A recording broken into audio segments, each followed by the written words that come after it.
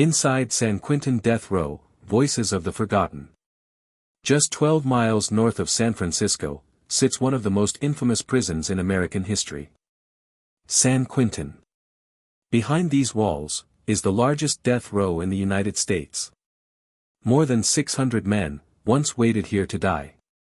Some spent decades in isolation. Some maintained their innocence until their final breath. And others, were forgotten entirely. This is not fiction. This is not dramatized. This is San Quentin Death Row, told through facts, records, and voices that still echo in silence. The oldest prison in California. San Quentin State Prison is California's oldest correctional facility. It opened in 1852, during the height of the gold rush. Built by inmates themselves, the prison quickly became a symbol of punishment, labor, and state control. Over the decades, San Quentin evolved, housing some of the most dangerous offenders in California history. But by the mid-20th century, it became known for something else. Executions. The prison housed California's execution chamber, making it the central location for death row inmates in the state. Today, San Quentin is still active. But its role has changed dramatically. In 2019, California Governor Gavin Newsom signed an executive order placing a moratorium on executions. That meant no more executions would take place, at least during his term. But the inmates on death row? They remained. Waiting. Some for decades. Inside Death Row, East Block. San Quentin's death row is located primarily inside a structure known as East Block. It's a massive, aging building, constructed in 1927. Inside are 5 tiers of cells, stacked on top of each other. Each cell measures approximately 4 feet by 9 feet. That's less space than a standard parking spot. Inmates typically spend between 20 to 23 hours a day inside these cells. Meals are passed through a slot in the door. Exercise, when permitted, takes place in small, enclosed yards. Many inmates describe the environment as loud, tense, and psychologically draining. Unlike solitary confinement units in other prisons, East Block is not silent. Voices echo constantly. Metal doors slam. And the noise never truly stops. Over time, multiple reports, including those from legal advocates and academic researchers, have documented concerns about mental health deterioration among long-term death row inmates. However, the extent of psychological impact varies, and remains a subject of ongoing debate. How men end up here. Every man on San Quentin's death row was sentenced through the California legal system. But reaching death row is not immediate. In California, capital punishment requires a separate sentencing phase after a conviction for first-degree murder. The jury must find special circumstances, such as multiple victims, murder for financial gain, or killing a law enforcement officer. Only then, can the death penalty be imposed. Even after sentencing, the process is far from over. In fact, it's just beginning. Every death row inmate is automatically entitled to appeals. These appeals can take years, often decades. According to state records, the average time between sentencing and execution in California historically exceeded 20 years. In many cases, inmates die of natural causes before their appeals are completed. Others have their sentences overturned. Some are even exonerated. Since 1973, more than 190 people in the United States who were sentenced to death have later been exonerated. This has fueled ongoing national debate over the reliability of capital punishment. The execution chamber. At the heart of San Quentin, lies one of its most controversial spaces. The execution chamber. California has used multiple methods of execution over time. Historically, executions were carried out using the gas chamber. Later, the state transitioned to lethal injection. The last execution in California took place in 2006. Since then, legal challenges surrounding lethal injection protocols have prevented further executions. Courts raised concerns about whether the procedures could cause unconstitutional pain, violating the Eighth Amendment. As of today, the execution chamber remains unused. Maintained. But silent. A physical reminder of a system that has paused, but not disappeared. Voices from within. Over the years, some inmates on San Quentin's death row have shared their experiences through letters, interviews, and legal statements. These are not dramatized accounts. They are documented perspectives, often published in legal filings, journalism, or academic research. Many describe a life defined by waiting. Waiting for appeals. Waiting for legal representation. Waiting for an uncertain end. Some inmates maintain their innocence. Others express remorse. And some withdraw entirely from communication. It's important to understand. Not all cases are the same. Each inmate has a unique legal history. Each conviction is based on specific evidence, presented in court. But once inside death row, those differences often fade into a shared reality. Time. Isolation. And uncertainty. The cost of waiting. Maintaining death row is expensive. Studies have shown that capital punishment cases cost significantly more than non-capital cases. This includes longer trials, extended appeals, and specialized housing. In California, estimates suggest that the death penalty system has cost billions of dollars since its reinstatement in 1978. Critics argue that these resources could be used elsewhere, such as crime prevention or victim support. Supporters of the death penalty, however, argue that it serves as justice for the most serious crimes. This debate remains ongoing, with no clear national consensus. Inside San Quentin, the story doesn't end with sentencing. Because beyond the walls, beyond the bars, are stories that are rarely told. Stories of appeals. Of overturned convictions. And of men who claim they should never have been there at all. The appeals process, a system under strain. For every man on San Quentin's death row, the legal battle does not end at conviction. In California, death penalty cases trigger an automatic appeal to the California Supreme Court. This is not optional. It is required. The court reviews the trial for legal errors, procedural violations, and constitutional issues. But this process takes time. In some cases, many years pass before an appellate attorney is even assigned. According to state reports, delays in appointing qualified legal counsel have contributed significantly to the backlog of death penalty appeals. Without representation, the process stalls. And for the inmate, time continues to pass. After the direct appeal comes habeas corpus petitions.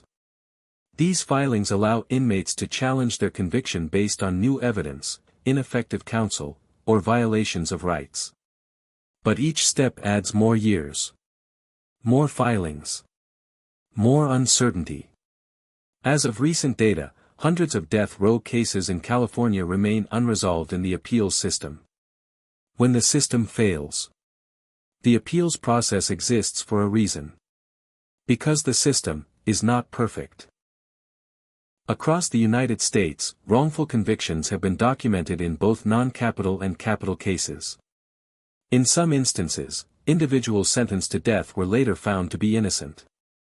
These exonerations often result from new DNA evidence, recanted testimony, or previously undisclosed information. In California, several death row inmates have had their convictions overturned. Some were resentenced. Others were released entirely. But not every case ends with clarity. Some claims of innocence remain unresolved. Labeled as disputed, or unconfirmed. Legal experts continue to debate how many wrongful convictions may exist within the system. Because proving innocence, years after a trial, is often extremely difficult. Evidence may be lost. Witnesses may no longer be available. and memories can fade. The role of DNA evidence. One of the most significant developments in criminal justice has been the use of DNA evidence. Before its widespread adoption in the 1990s, many convictions relied heavily on eyewitness testimony and circumstantial evidence. But DNA testing has since changed the landscape. In multiple cases across the United States, DNA evidence has overturned convictions that were once considered airtight. It has both confirmed guilt and revealed mistakes. However, not all cases involve DNA. In older cases especially, biological evidence may not exist. Or it may have been improperly stored, or lost entirely. In those situations, courts must rely on existing records. And those records are not always complete. Life on hold. For inmates on death row, the appeals process creates a unique kind of existence. Life is suspended. Days become months. Months become years. And years become decades. Some inmates have spent over 30 years on death row. During that time, the outside world changes. Technology evolves. Families grow older. And in many cases, relationships fade. Inside the prison, routines remain largely unchanged. Meals, lockdowns, limited movement, and constant waiting. This prolonged uncertainty has been the subject of legal and psychological debate. Some argue that extended time on death row constitutes a form of psychological stress that raises ethical concerns. Others maintain that the appeals process is necessary to ensure fairness and accuracy. There is no universal agreement. Notable cases and controversies. Over the years, several cases from San Quentin's death row have drawn national attention. Some due to the nature of the crimes. Others, due to questions about the convictions themselves. In certain cases, defense teams have argued that evidence was mishandled, or that legal representation during trial was inadequate. In others, prosecutors have maintained that the convictions were sound and supported by strong evidence. Courts have reviewed these claims in detail, sometimes overturning convictions, sometimes upholding them. It's important to understand. Each case is different. Each ruling is based on specific legal standards, and the evidence available. And not all claims of wrongful conviction are proven. Some remain disputed, without definitive resolution. The human factor. While much attention is given to inmates, San Quentin's death row is also shaped by those who work inside it. Correctional officers, medical staff, legal personnel. Their role is to maintain order, ensure safety, and follow strict procedures. Working in a death row environment presents unique challenges. Officers must manage individuals who may be experiencing extreme stress, frustration, or mental health issues. At the same time, they are required to remain professional and neutral. Some former staff members have spoken publicly about the emotional toll of working in such an environment. However, detailed accounts vary, and many aspects of staff experience are not publicly documented. What is clear is that death row affects everyone within its walls. Not just those sentenced to remain there. A system under review. California's death penalty system has faced ongoing scrutiny. Multiple commissions and studies have examined its effectiveness, cost, and reliability. In 2008, a state commission concluded that the system was dysfunctional, citing delays, inconsistencies, and high costs. Since then, voters and lawmakers have debated reforms. Proposals have included speeding up appeals, abolishing the death penalty entirely, or maintaining the system with modifications. Public opinion remains divided. And as of today, the future of capital punishment in California is still uncertain. Inside San Quentin, justice is not always a final moment.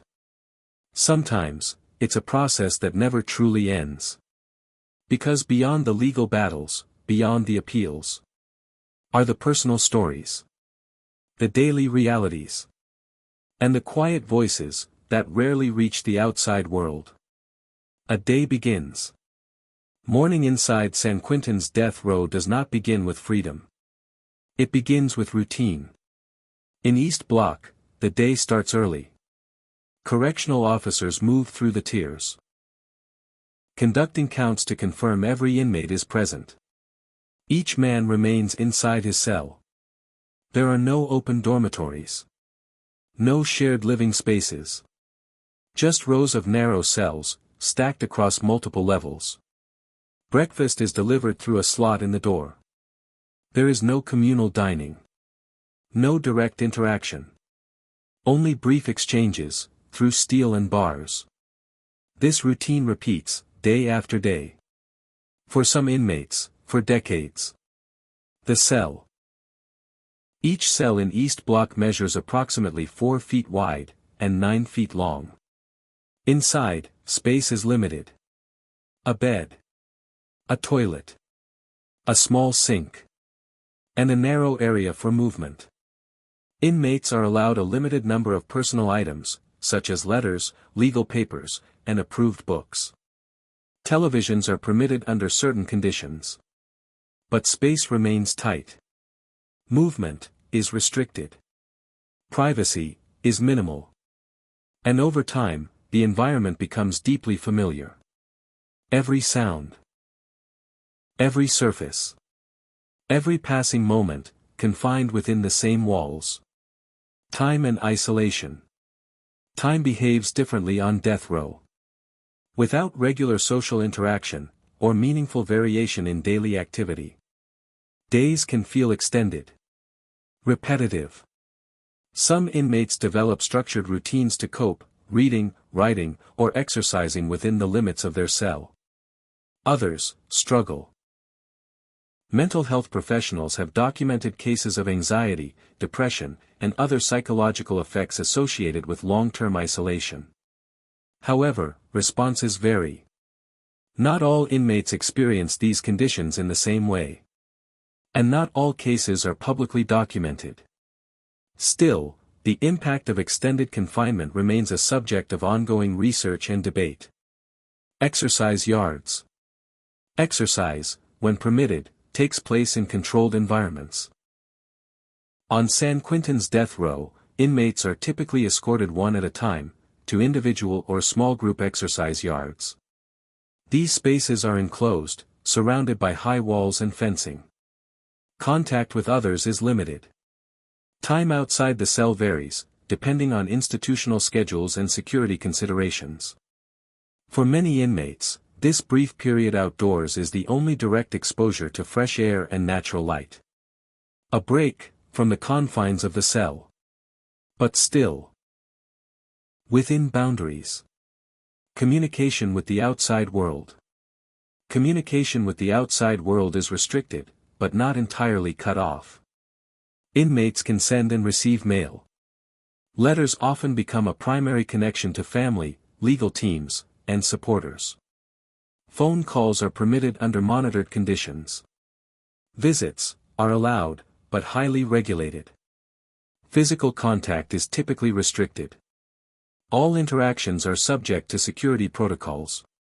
For some inmates, these connections remain strong. For others, contact gradually fades over time. As years pass, maintaining relationships becomes more difficult. And in some cases, communication stops altogether.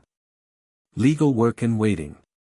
For many on death row, time is spent preparing legal documents. Appeals. Petitions. Requests for review. Some inmates work closely with attorneys. Others take on much of the legal research themselves. Access to legal materials is provided, but limited by institutional rules. Deadlines are strict. Procedures are complex. And the outcome is never guaranteed. Years of work can result in a single ruling. And that ruling may not change the sentence. Still, the process continues. Because for those on death row, the legal system remains the only path forward. Faith and personal reflection. Religion plays a role in the lives of many inmates. Chaplain services are available, representing multiple faiths. Inmates may request religious materials, attend services when permitted, or practice individually within their cells. For some, faith becomes a source of structure. A way to process the past. Or to cope with uncertainty. Others may not participate. As with many aspects of life on death row, experiences vary. And personal beliefs remain private. Healthcare behind bars. Healthcare is provided within San Quentin, including on death row. Medical staff conduct regular rounds. Inmates can request treatment for physical and mental health concerns. However, reports over the years have raised concerns about delays, staffing shortages, and access to care within California's prison system. In response, federal oversight was introduced in certain areas of prison healthcare. Efforts have been made to improve conditions. But challenges remain. And for inmates serving decades on death row, long-term health issues are common. The passage of time. Time does not stand still. Even when life is confined. Many inmates arrive on death row in their 20s or 30s. Years later, they are no longer the same. Hair turns gray. Faces change. And the passage of time becomes visible, even within the same space. Some inmates have spent more of their lives on death row than outside of it. And as time passes, the question of what lies ahead becomes less certain. For some, appeals continue. For others, the process reaches an end. But for all, time remains a constant presence. Unmoving. Unavoidable. Inside San Quentin's death row, life is defined by routine. But beyond the routines, are decisions. Legal decisions. Political decisions. And moral questions, that extend far beyond prison walls. Because the future of death row, is no longer just about those inside it. San Quentin's death row is more than a place. It's a system shaped by law, time, and human consequence. The stories inside these walls are complex, often incomplete, and still unfolding. If you found this documentary valuable, take a moment to like this video and subscribe to the Inmate Diaries. Your support helps us continue sharing real, fact-based stories that matter. Until next time. Stay informed. Stay aware.